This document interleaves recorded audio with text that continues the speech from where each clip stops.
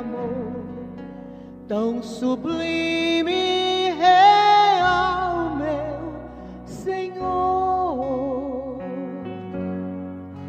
Nos perigos está comigo, na tristeza é meu amigo, me guardando e curando minha dor. Ele é tudo pra mim, é vitória sem fim. Deus é Pai, Deus é luz consolador.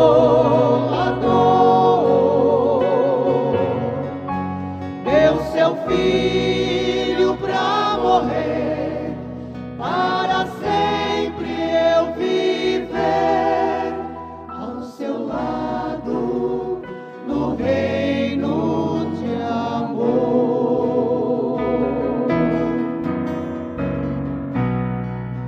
Este Deus não tem princípio, Ele é infinito. Ele salva, Ele liberta o pecador. Ele te ajuda sempre, é a esperança do crente, é divino Rei dos reis e bom pastor. Ele é tudo pra mim, é vitória sem fim. Deus é Pai, Deus é luz consolador.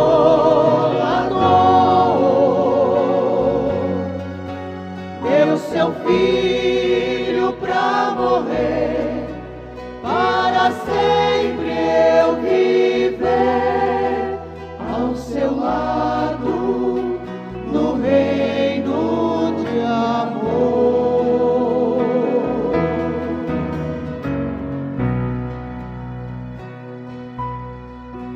Deus é forte e bondoso, Ele é rico e poderoso.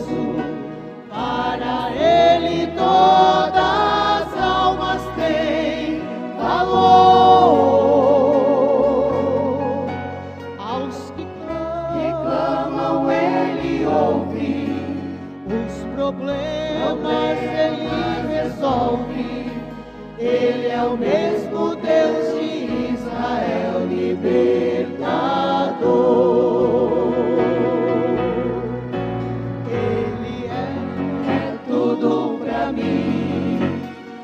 Vitória sem fim. Deus é Pai, Deus é luz consolador.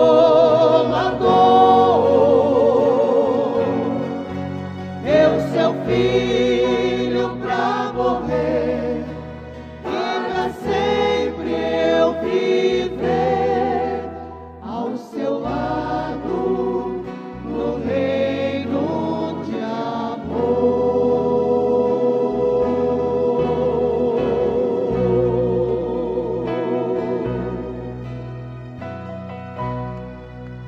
Pois o Filho vos libertar, verdadeiramente sereis livres. São João capítulo 8, verso 36. Jesus estava falando isto a homens, a um povo que aspirava liberdade política, porque eles estavam sob o domínio político dos romanos. Agora Jesus, quando disse isso, ele estava fazendo um discurso sobre a sua missão aqui na terra. Ele estava se identificando através daquele discurso como o grande libertador. Mas acontece que o que os homens esperavam não podia ser visto em Jesus. Apesar de que chegaram a pensar em constituí-lo rei, dando-lhe, portanto, o posto mais elevado politicamente falando. Mas, naturalmente, como rei da maneira que eles queriam, ele deveria lutar por esse reino e automaticamente teria que vencer o inimigo que o subjugava. Acontece que Jesus estava falando justamente de uma libertação que eles próprios não conheciam, não desejavam, porquanto não sentiam e não reconheciam tampouco que eram presos, que eram cativos.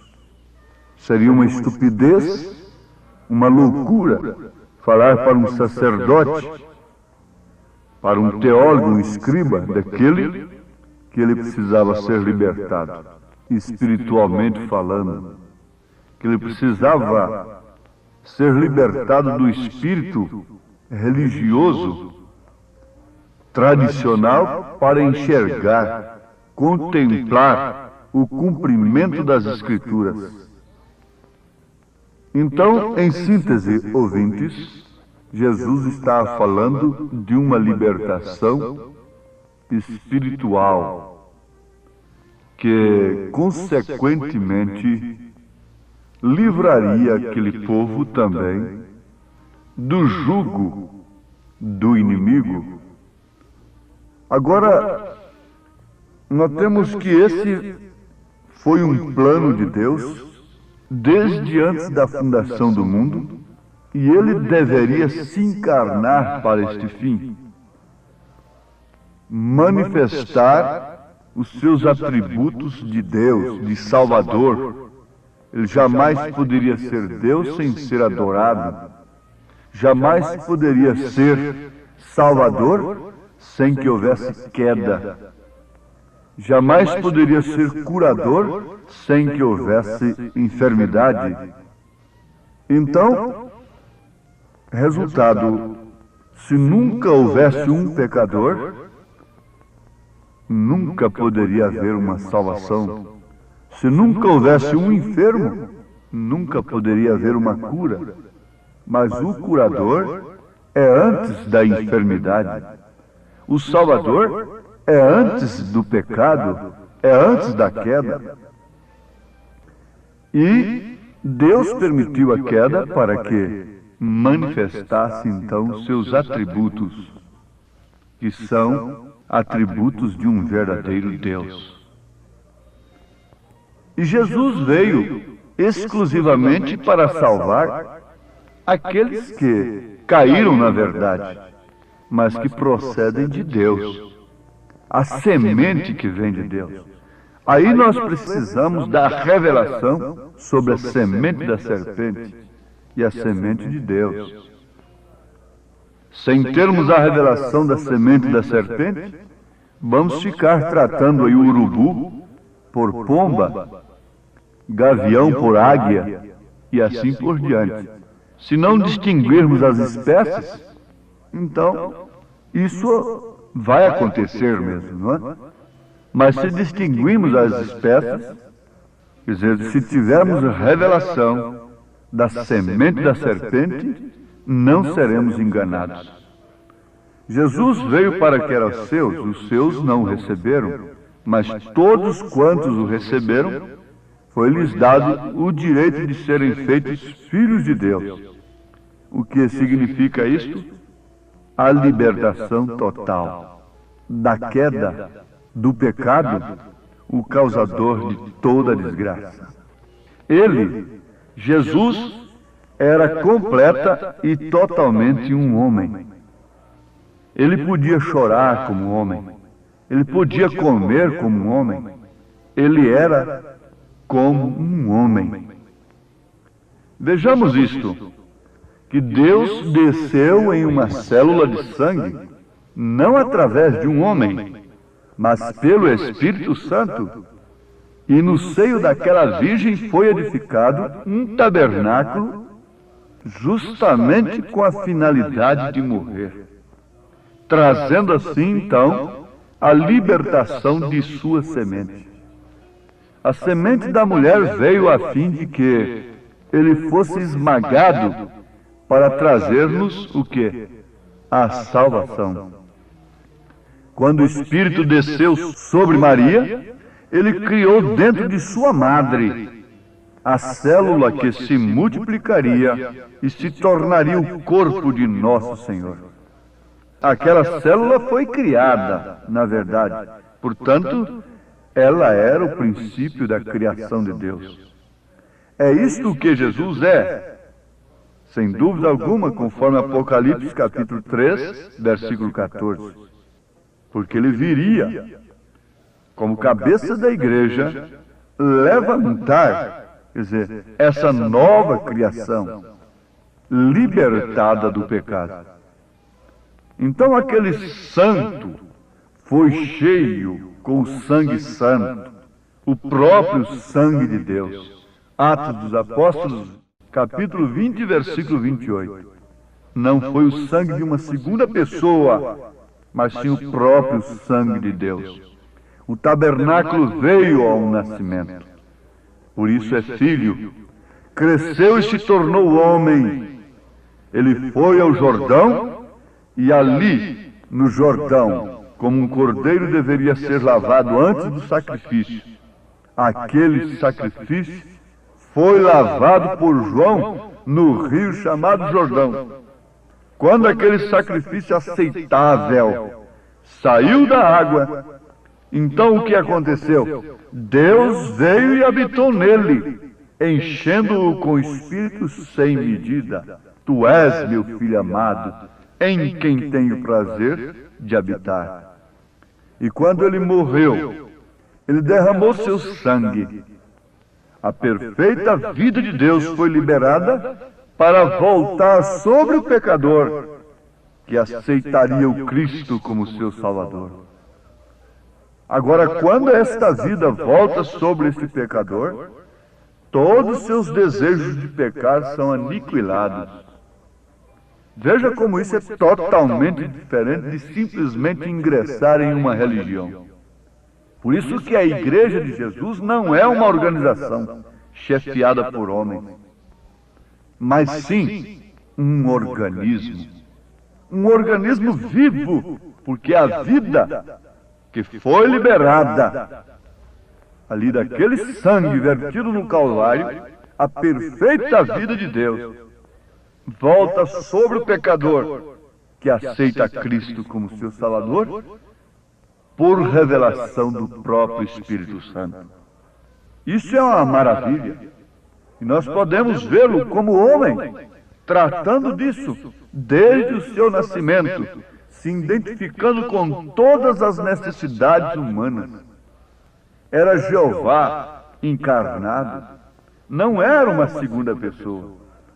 Era Jeová nascido, chorando sobre um amontoado de lixo. Era Jeová nascido em uma manjedoura de palha. Agora, ele era um cordeiro e deveria nascer justamente numa manjedoura.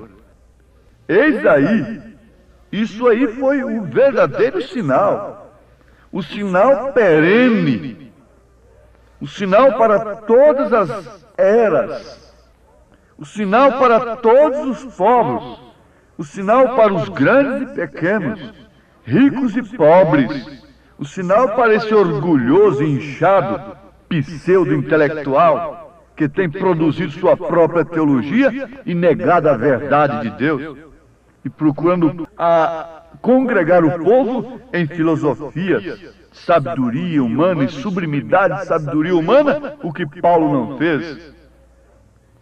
Mas Deus proveu o meio de introduzir a vida dele, a sua própria vida na igreja, liberando aquela vida através do sacrifício no Calvário. Então era Jeová Deus, ali numa fétida estrebaria. Podemos pensar que temos o direito de ser orgulhosos, pensarmos como bem entendemos, temos direito, mantendo a cabeça bem erguida, criticando e agindo como se fôssemos alguém. Mas o que é o homem para dizer isso é assim, isto é dessa forma, a salvação é desse jeito, isto não faz mal, isso, aquilo, outro? Isso mostra que a vida que foi exposta, que se esvaiu lá no Calvário, não veio sobre ele. Sim, amados, Jeová estava brincando como um menino. Jeová estava trabalhando em uma carpintaria, tão simples como podia ser. Jeová estava lavando os pés dos pecadores. Ele houvera dito bem antes que daria um sinal. Não o sinal de um sacerdócio de colarinho branco, incomunicável. Não o sinal da riqueza e do poder, de muito ouro e de muita prata. Não há nada neste sinal que você possa desejar ou julgar agradável. Isaías disse que nenhum homem via beleza alguma nele para que eu desejasse.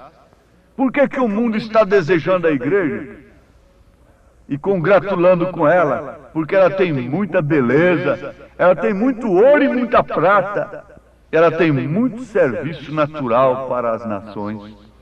E precisam dela, Apocalipse 17.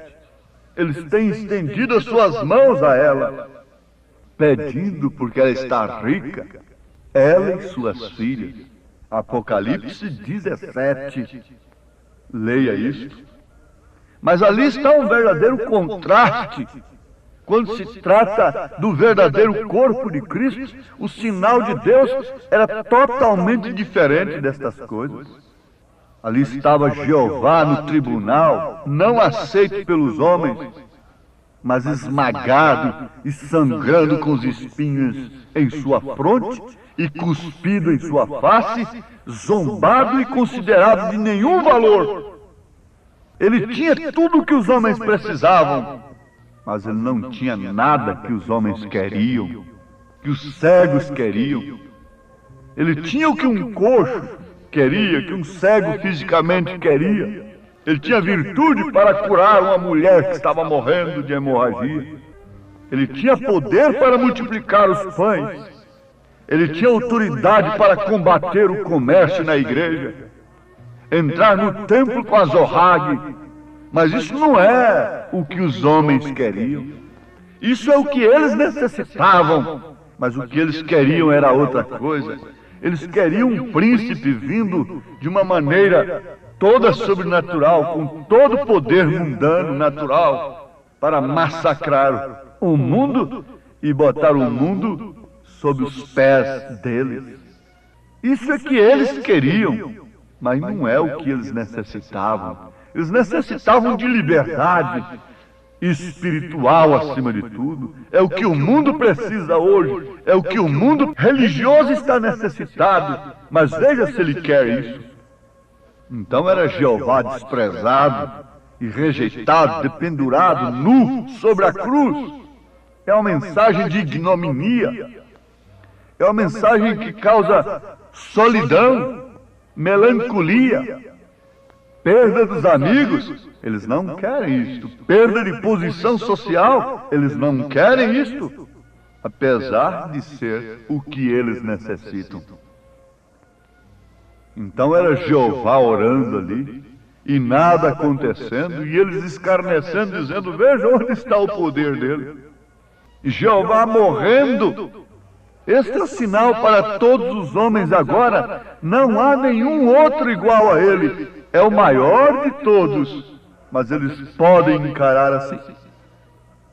Veja quando as trevas caíram sobre a terra. Eles colocaram-no num sepulcro. Ali ele ficou aqueles 3 dias e noites até que saiu. Então Jeová subiu às alturas. Depois Jeová voltou para habitar sua igreja. E logo Jeová voltou para andar no meio de sua igreja, e para dar poder a seu povo bem entendido. Uma vez mais Jeová cura o enfermo, levanta o morto e manifesta-se a si mesmo pelo Espírito. Jeová voltou falando línguas e dando a resposta em interpretação. Jeová desceu e ele ergueu a prostituta para não pecar mais. Ele desceu ao bêbado com moscas em sua face, enquanto jazia inconsciente na sarjeta. Sim, Jeová veio manifestar-se em carne, manifestar-se através da carne, não para construir grandes coisas na terra, mas para levantar o templo caído, a mulher caída, o homem caído, e fazer de sua igreja o seu verdadeiro templo, o seu verdadeiro lugar de habitar o seu nome. É Deus em nós, a esperança da glória. Jesus veio e derramou seu sangue e libertou o cativo para nos dar libertação total.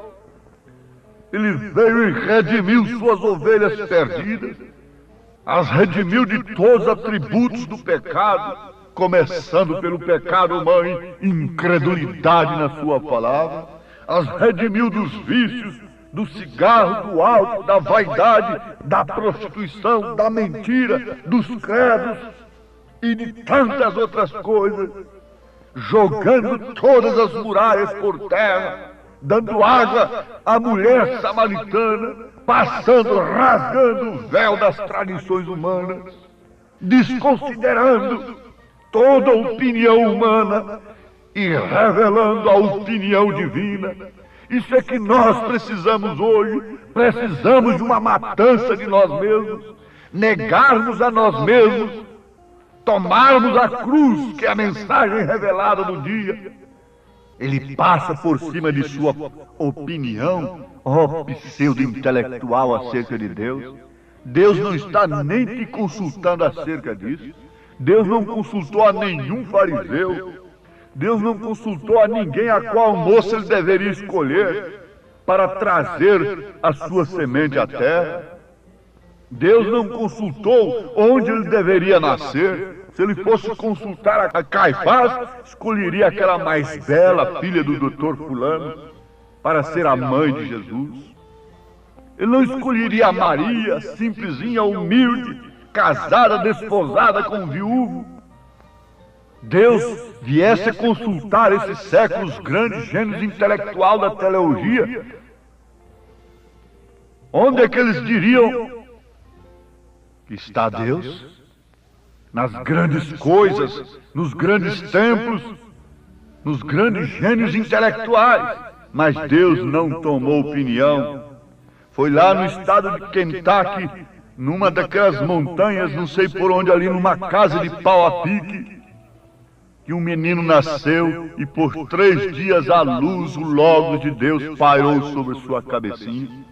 E ali estava o profeta que tem nos trazido essa mensagem poderosa, que já faleceu, já partiu para o Senhor desde 1965, mas a sua mensagem está aí, abalando o mundo, botando roupa nas mulheres, levando o caráter cristão para os homens, consertando as vidas, curando os doentes de uma maneira real, libertação total. Deus os abençoe, ouvintes, sob esta palavra do Espírito Santo, em nome de Jesus Cristo. Amém. Olha eu de novo, lutando pra me levantar do chão, tentando costurar meu coração, pra quem sabe eu voltar ainda hoje a sorrir. Olha eu de novo, juntando os pedaços da minha vida, lutando para achar uma saída, mas não saio da presença de quem pode me ajudar. Vai tudo bem, enquanto aqui por dentro a gente chora, sabendo que a alegria foi embora e só restou a esperança nesse Deus que tudo vê. Vai tudo bem. Foi o mesmo que falou a sunamita, e assim também preservo a minha vida. Que interessa só a Deus e a mais ninguém. E eu vou testemunhar, vai tudo bem. Com a minha voz vou declarar, vai tudo bem. Vou fazer dos meus problemas uma grande passarela e dizer, vai tudo bem. E eu vou testemunhar, vai tudo bem. Com a minha boca declarar, vai tudo bem. Meu irmão, se eu determino, se eu declaro ao Deus vivo, minha vitória logo vem.